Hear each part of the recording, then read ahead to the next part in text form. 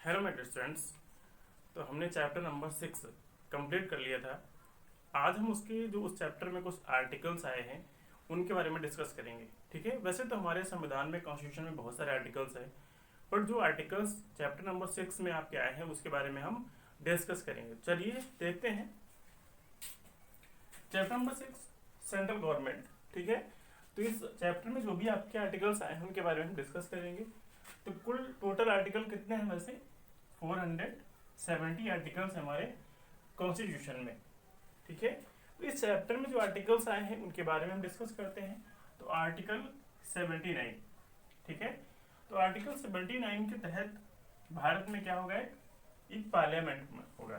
ठीक है, will be a parliament in India. और पार्लियामेंट के कितने ऑर्गन्स होते हैं आपने पढ़ा? पार्लियामेंट के 3 ऑर्गन्स होते हैं। कौन कौन से? प्रेसिडेंट, लोकसभा और राज्यसभा। ठीक है, इसको यूनियन भी कहा जाता है, एक संघ भी कहा जाता है। ठीक है, तो पार्लियामेंट बनता है इन 3 अंगों को मिला के, प्रेसिडेंट, राज्यसभा एंड लोकसभा। ठीक है, तो ये आर्टिकल 79 के तहत there will be a parliament in India. Article 54 के तहत जो इलेक्टेड मेंबर्स हैं किसके? राज्यसभा और लोकसभा के। राज्यसभा और लोकसभा के चुनाव सदस्य, उसके साथ साथ में जो स्टेट लेजिस्लेटिव हैं, राज्य के विधानमंडल है, उनके चुने हुए सदस्य भी क्या करेंगे? राष्ट्रपति का चुनाव करेंगे, इलेक्ट द प्रेसिडेंट। ठीक है, एक इलेक्टोरल पावर प्राप्त है किसको? पार्लियामेंट को। इसके तहत प्रेसिडेंट का, राष्ट्रपति का चुनाव करेंगे राज्यसभा, लोकसभा और राज्य के जो विधानमंडल हैं उन विधानमंडल के चुने हुए सदस्य मिलकर प्रेसिडेंट का चुनाव करेंगे। Article 66 elected members of both of houses, दोनों ही सदनों के चुने हुए सदस्य, ठीक है, क्या करेंगे? ये वाइस प्रेसिडेंट का चुनाव करेंगे, उपराष्ट्रपति का चुनाव करेंगे। वाइस प्रेसिडेंट के बारे में आपने पढ़ा है। वाइस प्रेसिडेंट राज्यसभा का एक्स ऑफिसो चेयरमैन होता है, पदेन सभापति होता है। ठीक है, आर्टिकल 109। आर्टिकल 109 के तहत जो मनी बिल होता है, आपने चैप्टर में भी पढ़ा है, मनी बिल सिर्फ और सिर्फ कहाँ प्रेजेंट किया जा सकता है? सिर्फ लोकसभा में, क्योंकि ये जो सदन है ये लोगों का चुना हुआ सदन है। ठीक है, इसलिए मनी बिल सिर्फ कहाँ प्रस्तुत किया जा सकता है? Only presented only in Lok Sabha. ठीक है, आर्टिकल 109 के तहत। आर्टिकल 368 के तहत amendment in the constitution, Lok Sabha with Rajya Sabha.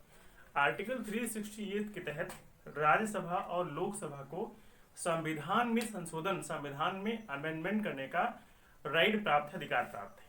ठीक है, आर्टिकल 249। आर्टिकल 249 कहता है Rajya Sabha can declare any subject of state list. हमने पढ़ा, एक होती है स्टेट लिस्ट, ठीक है, होती है कंसर्न लिस्ट, एक होती है यूनियन लिस्ट। तो जो स्टेट लिस्ट में कुछ वर्क होते हैं, कुछ कार्य होते हैं जिसमें जो संशोधन है, अमेंडमेंट है, वो कौन कर सकता है?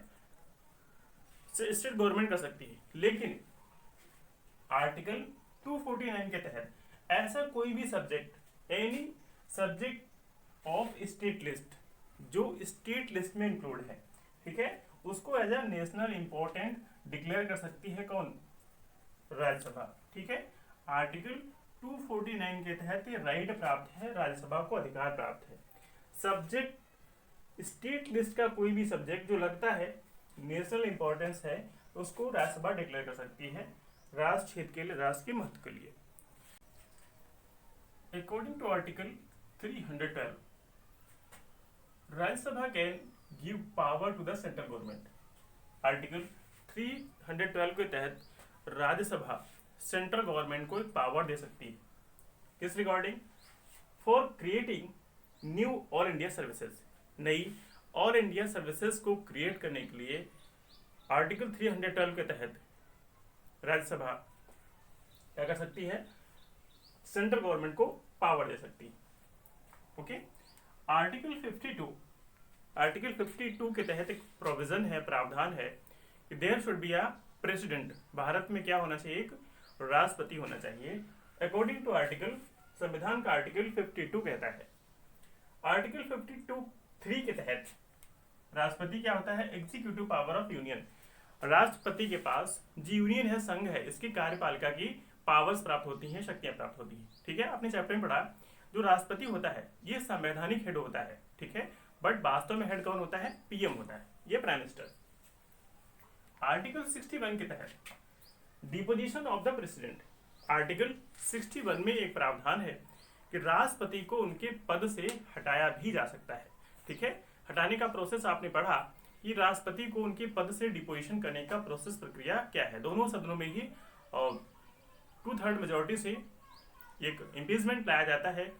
ठीक है, फिर उसको दोनों सदनों में पास होना आवश्यक है, और उसके बाद जिस दिन वो रेजोल्यूशन पास होता है उसी दिन से राष्ट्रपति को अपना पद छोड़ना पड़ता है।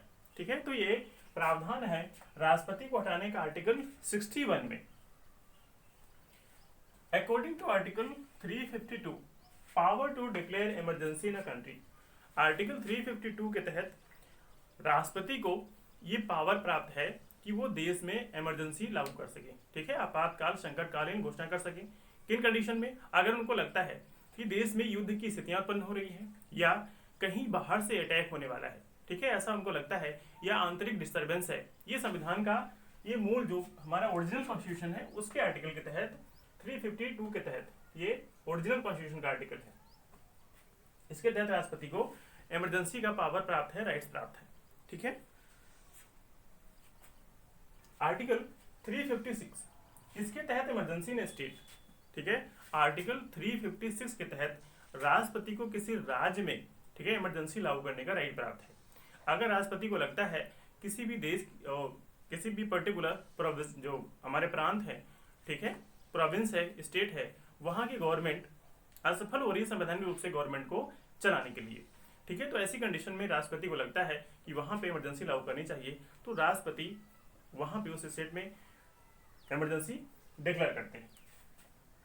ठीक है, तो आर्टिकल 356 के तहत राइट प्राप्त है स्टेट में इमरजेंसी लागू करने का। आर्टिकल 360, आर्टिकल 360 के तहत एक प्रावधान है फाइनेंशियल इमरजेंसी, वित्तीय संकट जो आता है कभी देश पे, तो ऐसी स्थिति में राष्ट्रपति को राइट प्राप्त है कि वो देश में फाइनेंशियल इमरजेंसी डिक्लेयर करे। ठीक है, article 63, provision for the post of vice president, पीछे भी आपने पढ़ा, आर्टिकल 63 के तहत देश में एक पोस्ट है, पद है किसका, वाइस प्रेसिडेंट का, तो उसका भी प्रावधान है कि देश में क्या होना चाहिए, एक उपराष्ट्रपति होना चाहिए। आर्टिकल 74 के तहत there is a provision for the post of prime minister. ठीक है, संविधान के आर्टिकल 74 के तहत प्रावधान है प्रधानमंत्री के पद का। ठीक है, आर्टिकल 75 के तहत appointment of the prime minister by the president. ठीक है, आर्टिकल 75 के तहत संविधान के प्राइम मिनिस्टर की नियुक्ति कौन करता है, राष्ट्रपति करता है with his cabinet. Article 132, article 132 के तहत appeal in the supreme court. Article 133, removing the limit of 20,000। पहले अगर आपको सुप्रीम कोर्ट में अपील दाखिल करनी है तो ऐसे डिस्प्यूट्स, ऐसे झगड़े जिनकी जो लिमिट होती थी, वैल्यू होती थी, ऐसे झगड़ों की लिमिट जिनकी लिमिट कितनी हो, 20,000 हो या इससे अधिक हो, लेस देन 20,000 वैल्यू के जो डिस्प्यूट्स होते थे उनकी सुप्रीम कोर्ट में अपील करने की इजाजत नहीं थी।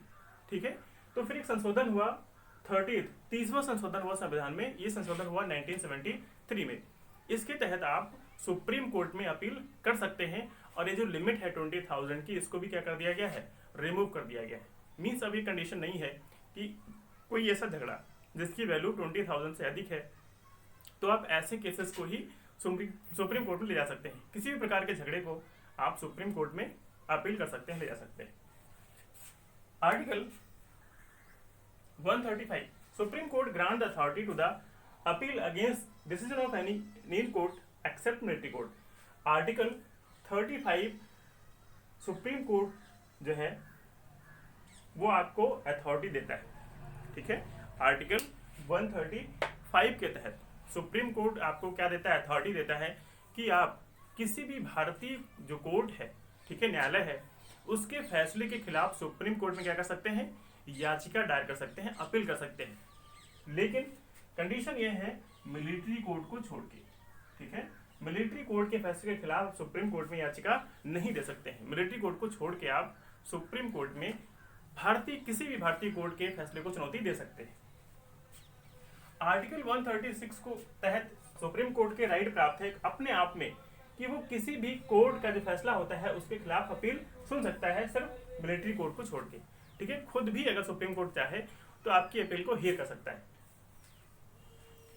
Article 142 president can seek advice from the supreme court. राष्ट्रपति, अगर कोई लगता है ये राष्ट्रहित का मुद्दा है, ये पब्लिक के हित का मुद्दा है, ठीक है, तो ऐसी कंडीशन में राष्ट्रपति को लगता है कि पब्लिक के जो हित है, ठीक है, पब्लिक का यहाँ पे कुछ नुकसान हुआ है, ये पब्लिक के हित की बात है, on the question of public importance, president can seek advice from the supreme court on the question of public importance, ठीक है। जनहित के मुद्दे पे, जनहित के महत्व के मुद्दे पे राष्ट्रपति क्या कर सकता है, सुप्रीम कोर्ट की सलाह ले सकता है, ठीक है। सुप्रीम कोर्ट इस सलाह को माने या ना माने ये डिपेंड करता है प्रेसिडेंट के ऊपर, ठीक है। अगर प्रेसिडेंट चाहे तो सलाह को मानना भी पड़ेगा। Article 129 put the supreme court as a court of record. Article 129 के तहत सुप्रीम कोर्ट को कोर्ट ऑफ रिकॉर्ड कहा गया है, अभिलेखों का कोर्ट कहा गया है, ठीक है। Article 131 132 right to the judicial review. जो न्यायिक परीक्षण होता है, जुडिशियल रिव्यू होता है, उसका राइट प्राप्त है किसको, सुप्रीम कोर्ट को। अगर कोई यूनियन जो पार्लियामेंट होती है वो कोई लॉ बनाती है, ठीक है, कोई स्टेट लेजिस्लेटिव लॉ बनाती है और ऐसा लॉ जो लगता है सुप्रीम कोर्ट को ये जनहित के लिए नहीं है, ठीक है, तो उस लॉ को इलीगल, अवैध करा दिया जाता है और सुप्रीम कोर्ट उसको निरस्त कर देता है। तो ये जो अधिकार है, राइट है, ये सुप्रीम कोर्ट को प्राप्त है जुडिशियल रिव्यू का, ठीक है। तो ये हमारे इस चैप्टर के आर्टिकल्स हैं, इनको आपको स्टडी कर लेना है। फिर भी अगर आपको कोई प्रॉब्लम आती है, कोई समस्या आती है, तो प्लीज़ हमें कमेंट में कमेंट करके अवश्य बताएं, ठीक है।